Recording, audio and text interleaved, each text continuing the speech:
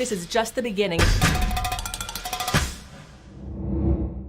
Hello and welcome to Axios' virtual event on the future of sustainable vehicles.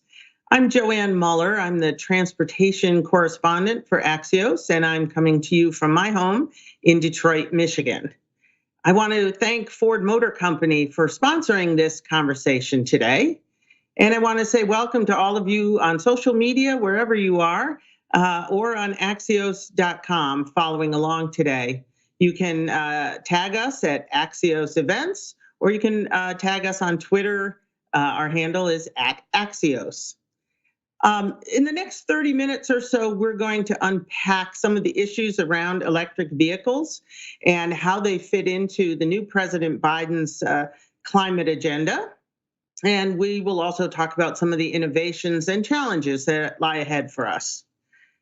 Our first guest today, I'm happy to say, is the senator from my home state, Michigan, Senator Debbie Stabenow. Senator, welcome to Axios. Joanne, it is great to be with you talking about one of my favorite topics. Well, great. We're happy to have you here. You know, it's a great time this week. We have a new president. We have a new Congress. You are now the chair of the Senate Agriculture Committee. Let's start there. I'm curious how electric vehicles fits into your work on the Agriculture Committee. Well, it actually does. And first, let me say, and you know, being from Michigan, but I don't believe we have an economy unless somebody makes something and somebody grows something. And that's what we do in Michigan. We do both. We're a leader in manufacturing and in agriculture. And one of the things I've enjoyed doing on the agriculture, nutrition, and forestry side is putting in policies in the Farm Bill on bio-based manufacturing. And so we actually have, for example, Ford Motor Company putting in seats in their vehicles, working with Lear Corporation, that is soybean foam as opposed to petroleum foam. And so if you get hungry, you can always eat part of the seat. So, but the reality is, I mean, they have been, working on tires, soy oil tires for vehicles and a whole range of things. We have corn byproducts that are used in the cup holders, the plastic and some of those things. We've now legalized industrialized hemp, which is also a possible way of doing bio-based manufacturing. And so when we talk about leveraging what we grow and adding more opportunities for farmers on products, looking at manufacturing is really a big part of that. Okay. Well, that's interesting. I know also this week you participated in a confirmation hearing for the incoming Treasury Secretary, Janet Yellen, and you had a lot of asks of her, I think, on EV policy in particular. Can you tell us more about what you're hoping that the government will be able to do here? Well, I'm very excited about our new incoming Treasury Secretary, who is absolutely incredible. She's already been confirmed by the Senate 4 different times for different positions. And so I'm anxious to get her confirmed. And we've already talked both at the hearing and before the hearing about electric vehicles. We have several things happening. I mean, we have our great American companies based in Michigan, whether it's General Motors rolling out 30 different new electric vehicles in the next 4 years, whether it's Ford Motor Company rolling out their great new vehicles, including electrified F-150 truck, which I'm very excited about, or if it's FCA and others and so on. We have to make sure that until we get to that critical mass where price comes down because of volume, that we need to be encouraging consumers to purchase to help bring that down and encouraging them to do it based on range. So, I would like to encourage folks to be purchasing the largest range possible. But we have had a consumer tax credit, $7,500 for a consumer to purchase, for a number of years. I authored that in the 2009 stimulus package, and we put a cap on that. And now we have some of our companies who've reached the number of vehicle caps. We have changes we need to make it more effective. So we need support for the consumer credit to be able to have that maximized in terms of supporting consumers purchasing vehicles. We know all things equal in terms of a internal combustion engine versus electric vehicles. If the price is equal, people are going to pick the electric vehicle with a longer range, obviously lower cost, if price is the same and if you have the infrastructure. And so I'm very excited about the Biden administration's major push on electric charging stations. And it's not just at home. It's, when I'm driving from Michigan, which as a Michigander who likes to drive, and I'm going across the Ohio Turnpike and the Pennsylvania Turnpike, I want to make sure when I pull into a rest area that I can charge and it's not going to take 3-4 hours. And so, getting those charging stations both quicker, more available is incredibly important. So people feel comfortable that they can not only drive around town, but they can drive across the country and have the support for that. And we also need additional research. I've been working for some time on increasing our research around heavy-duty trucks, larger vehicles. And we now see both, again, GM and Ford focusing on larger vehicles, which I think is very important. So we need to continue the research, support the infrastructure, and work with consumer incentives to bring the price down so we have the volume that we need. And then it'll happen. It'll drive by itself. What about grants for cities to install those charging stations, and also grants or loans to companies that are retooling factories for electric vehicle production? Do you support both of those? I think we need to have an all of the above approach. In the transportation bill that was bipartisan that came out of the Senate committee last year, there was a $1 billion investment in infrastructure, in charging stations and so on, that covered a number of different things that you're talking about. Unfortunately, it wasn't brought up by the then majority leader on the floor, even though we would have had the votes to be able to pass it. And that's something that's unfinished business that we need to do this coming year. But we have to look at all of those things. And we also have in Michigan our great utility companies are on their own putting together incentives and support for folks who are, they're doing grants or tax credits or support for folks that are putting in the capacity to charge at home. I think we have to just get over this sense that this is hard, right? This is not hard. And once folks are doing it, they become very enthused about the future. And this is also about the climate crisis, which is, all around us. I mean, we're focused on a health pandemic, and right above it is something even more impactful to us. And that's what's happening around the climate crisis. And certainly our farmers know it because they're the ones facing the volatility in the weather. And you and I, who love the Great Lakes, need to be very concerned about the fact that the Great Lakes are warming faster than the oceans and what that means for our economy and so on. So this is a win-win-win. It's jobs. It's, if we're talking about making things, Michigan can do it. So, bring it on. We're ready to do it. But we're also talking about the capacity to handle an incredibly serious and existential threat on carbon pollution. And we're past time addressing that. And I'm very pleased that the Biden administration sees that the two are together. Well, also, President Biden has been vocal about trying to push through some COVID stimulus, COVID relief and COVID stimulus quickly. I'm wondering if you believe that it's wise to put electric vehicle and auto-related provisions in such a package. Candidly, it worked in Europe last year. They worked EV incentives into their COVID stimulus, and the number of EV vehicles now has jumped dramatically in Europe. Well, we really have two pieces, and if we can put electric vehicles into the first package, I obviously am all for it.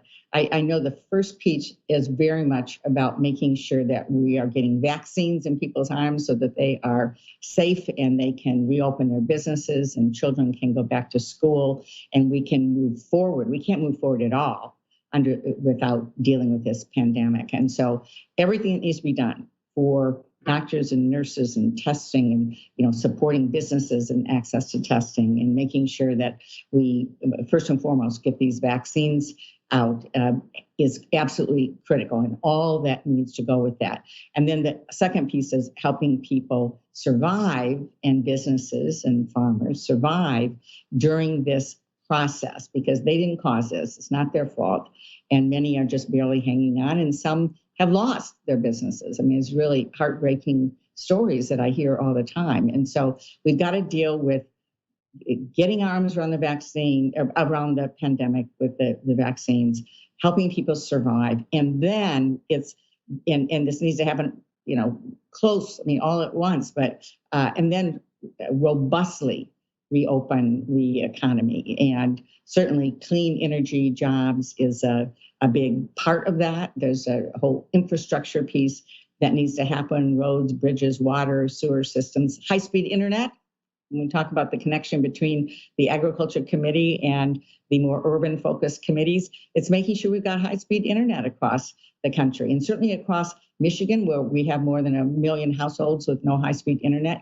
Trying to teach your child at home virtually when there's no high-speed internet. And so we've learned some things that need to happen, very quickly, and that we need to add to our list of infrastructure as well. So I want to do this as fast as we can, and as much as we can, and we'll just move forward and see what we can get the votes for. Well, I wish we had more time, because I have a long list of questions for you about the future of electric vehicles. So let's do this again soon. And I know it's going to be a very hot topic in the months and years to come. So really, thank you so much for joining us today. My pleasure. We need to do this in America. We need to do this in Michigan. Right now, China's way ahead of us in investment. Shame on us. We can turn that around, and we need to do that boldly. We're going to be talking more about that very issue in this event today. So thank you so much for seeding it for us. And we'll talk again soon. Thank you so much. And next, we have a View from the Top segment with my colleague, Chief Revenue Officer, Fabrizio Drummond. Fabrizio? Thank you, Joanne. I now have the pleasure of having a conversation with Kumar Galhotra, President, Americas and International Markets Group at Ford Motor Company. Welcome, Kumar. Thank you, Fabrizio. Thank you for having me. Well, thank you. Let's start by talking about what is Ford doing to advance electrification and sustainability in the U.S.? Well, we're investing heavily in electrified vehicles, and we firmly believe that all vehicles should have a soul, so that includes electrified vehicles. So that's one of the reasons we launched our first electrified vehicle, fully electric, long-range vehicle, as a Mustang Mach-E. That's available in our showrooms today. We have an e-Transit, transit van coming that's fully electric, and one of our most iconic products, the F-150, will be available in the pure electric form. Both the van and the truck are coming before somewhere around in 2022. We've committed about $11.5 billion in this effort to electrify our portfolio. And a lot of that is going to be invested right here in the U.S. For example, we're going to build our all-electric iconic F-150 at an equally iconic site at Rouge in Dearborn, Michigan. We're going to build a van in Kansas City in our plant there. So lots of investment, cool products, things that our customers want, and creating quite a few jobs here in the United States. Why is U.S. electrification so important, in your opinion? Well, it's important at multiple levels. Obviously, very important for the environment, very important for local economy. As I mentioned, when we announced our investment at the Michigan Roots plant, that's nearly $800 million of investment. And we created over 400 jobs. We created more than 150 jobs that are directly related to our van production, the battery electric van production in Kansas City. But even more importantly than that, these are the vehicles of the future. This is the fuel of the future.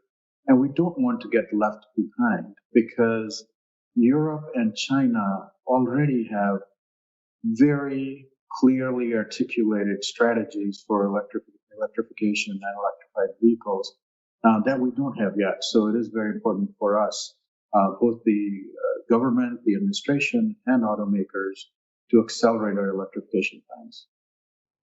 Well, that leads to another question. So what does Built for America mean to Ford? Well, Built for America is something very important. It's important. First, let's begin with our heritage. We've been in this country. We're an American company.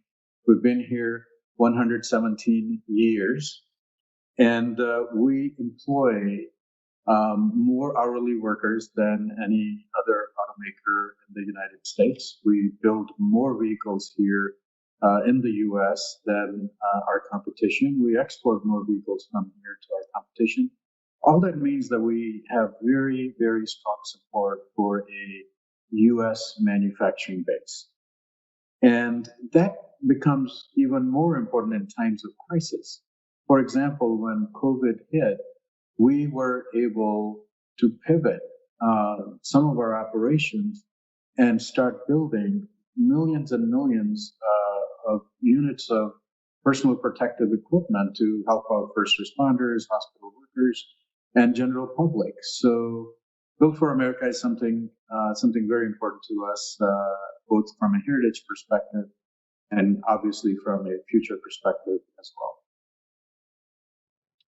How is Ford different from other automakers when it comes to manufacturing and investing in America?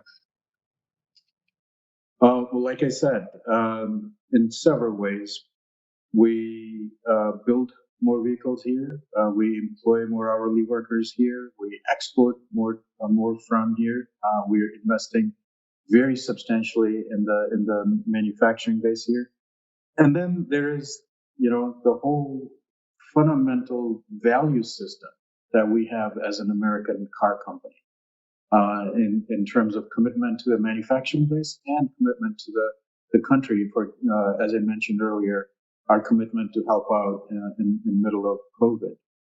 Also, a commitment to stand for things we believe in. In last year, for example, when we were working with California, we were the only full-line American automaker that stood with California for tougher greenhouse standards, and our competitors did not. So it is the whole thing about the support of a manufacturing base, support of American workers, and standing up for a cleaner environment like our stand, both in support of Paris as well as in support of California. President Biden recently signed an executive order where the U.S. rejoins the Paris Climate Accord. How important is sustainability policy when it comes to the advancement of electric vehicles in the U.S.? Sustainability policy from the administration is incredibly important. We're thrilled that President Biden is rejoining the Paris Accord. To truly electrify our vehicles in America is going to take both a very strong public-private partnership. There are several issues yet to be resolved to increase adoption of battery electric vehicles. We as manufacturers need to offer more battery electric offerings. We need to offer better battery electric vehicles. The cost of EVs is still high, so for the incoming administration to support a tax credit would be really important. Infrastructure is very, very important. We Ford already have charging infrastructure with over 13,000 places and 40,000 plugs. But that's just the beginning. We'd love to partner with both the federal government and state governments to increase that charging capability for the American consumer. The administration can help in research and development for batteries, because that's where the battle will be won or lost, and whichever country has better battery technology, and the government can really help there as well. So we're actually very thrilled with the policies that the incoming administration is adopting, and we're looking forward to working with them. Thank you, Kumar, for such an insightful conversation. Thank you, Ford Motor Company, for making this event possible. Back to you, Joanne. Thank you, Fabrizio. Our next final guest today is Robbie Diamond. He is the CEO and president of SAFE, which is Securing America's Future Energy. He's also the president and CEO of the Electrification Coalition. He's joining us from his home in Washington, D.C. Robbie, welcome. Thanks, John, for having me. Well, we're glad you could join us. Your group, SAFE, put out an interesting report last fall that looked at where America is when it comes to electric vehicles and the supply chains and manufacturing necessary to make them. And there were a lot of warning signs in there, a lot of concerns. Can you tell us a little bit more? Yeah, just as background, SAFE was founded to work on this oil dependence question. Really, the defining moment of our energy security in America was 1973 when we had the OPEC oil embargo. And we were concerned about what was going on at the time. We had 2 wars and a global war on terror. And so we had recommended that we diversify the fuel sources into our transportation sector. And one of the best ways to do that is through electric vehicles, and have been advocating for that for over 12 to 14 years. And that's because we produce electricity using so many different fuel sources. And as we've been working on this, we started thinking about the importance of the auto sector to the United States. We won World War II because the auto sector was called the democracy. And the arsenal of democracy, and then the healthcare, we had the arsenal of health, and so this really matters to the United States. And when one looks at electric vehicles, the supply chains and really all the technology may be invented here but produced in China. We saw this in the solar industry, and we cannot afford to lose this for our industrial base from an economic and national security perspective. So even beyond any of the climate change reasons, we need to be doing this.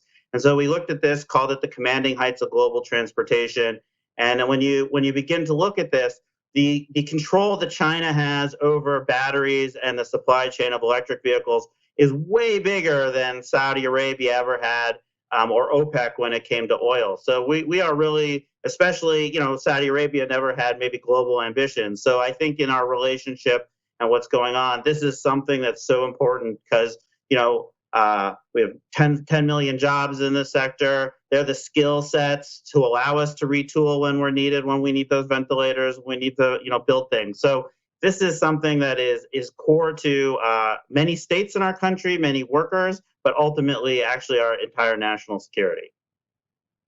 But we have companies like Tesla and GM and Ford. They're starting to build electric vehicles. Tesla's got some very large factories, a new one going up in Texas. Isn't that enough? So it's not really about where they're building them. It's where the components for the batteries are coming from.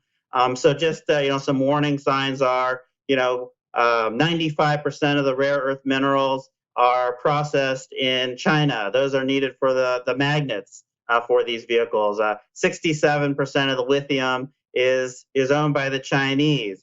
61% of the cathodes, 0% of those are in the United States. 83% of the anodes are from China, 0% in the United States. Now we just see a semiconductor slowdown, which has nothing to do with the Chinese, and the auto industry is reeling. So what happens if something is not some market mistake or something else, but we actually have a problem. That is our transportation future. Now, unlike oil, I would say, where our cars will stop tomorrow, this is our manufacturing base. So all we're saying is we need to worry from minerals to markets, the critical and rare earth minerals that go into these vehicles, the processing of those minerals, and the component parts from anodes, cathodes, battery cells, all the way to providing the market here in the United States. And it's that minerals to markets approach that we desperately need, and hopefully we'll get in this new administration. Well, so you've really painted it clearly as a national security issue. What should we be doing? What should the Biden administration and Congress do to protect our national security on this? Right. I'll just make one more point on this, which is, I don't think it's a question of when, of if it happens. It's a question of when and where this electrification will happen. And that's what's so important. It's not just China. Really, Europe is also leading at the moment and taking it seriously. So I do think what we need, although I've called it minerals to markets, it really starts with the markets and goes back to the minerals all the way up the supply chain. So we need to boost the demand. Right now, it is nascent technology. Those are the vehicle incentives. Those are the regulatory things that are going to happen and we need to do in order to help this transition along, create the certainty for the businesses they have to retool for this future. But at the same time, we can't do that. We need to, at the same pace, be retooling our entire industrial base for this type of technology. This is providing automakers and others with the types of loans needed to turn over their factories. But also, we need to open up our lands and also work with our allies to make sure that all of us, because the auto industry actually is the core of all of the Western Alliance and every one of these countries if you look at the people who build these cars. And we should be working together to make sure we all have the lithium we need and we all have the rare earth minerals we need. And I think in the United States we have all these things. We've got incredibly rich resources. We should do this in an environmentally friendly way. We've got the ability through our chemical industry for the processing. We've got the capital markets, and we have a large market. So there's no reason we shouldn't do this, but we are behind almost everyone. And I think it's for linking what Democrats generally see what they want to do, which is, boosting demand.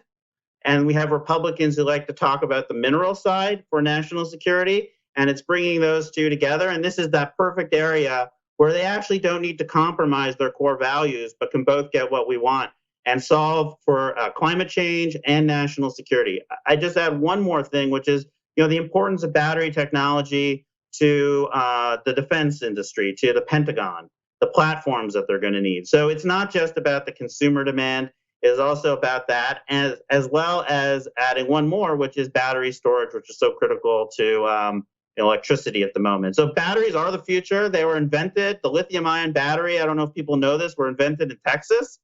Our labs are great and are ahead in technology, but the Chinese own the entire supply chain, and right now we're completely dependent on them, and that's not where we should be. Wow. Well, to turn this around, though, it sounds like we're going to have to do a lot more mining. That doesn't sound particularly sustainable for the earth. How do you reconcile that?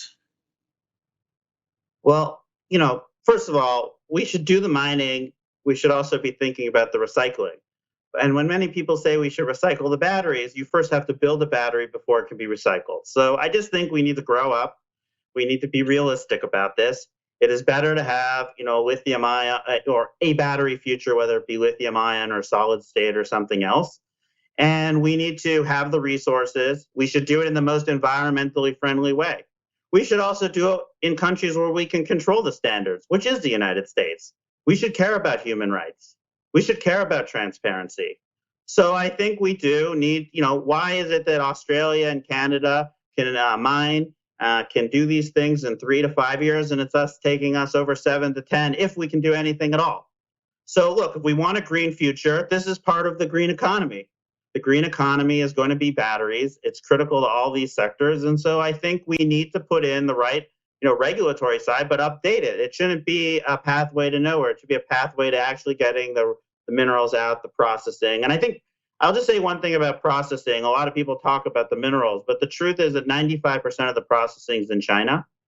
And we need to make sure we can do that here. They have total control. So there's almost no private entity that would get into this business because they can drop the price, in moments. So, there are things we can do. Even the mines we have on rare earth minerals, they send some of those materials to China to get processed and then come back. So it is a full country supply chain approach. We have to take this. And with COVID, I think Americans are much more aware of some of these risks. We've seen this with 5G, where Republicans have seen how some industrial strategy is needed when competing against China. You've seen this now with pharmaceuticals. Semiconductors was just part of our last national defense bill. And this battery question is really next on the list of what we as a country need to tackle. Well, we have only about a minute left. Do you think that it's not too late for the United States? Can we still get this right and control our destiny on electric vehicles and batteries and supply chains?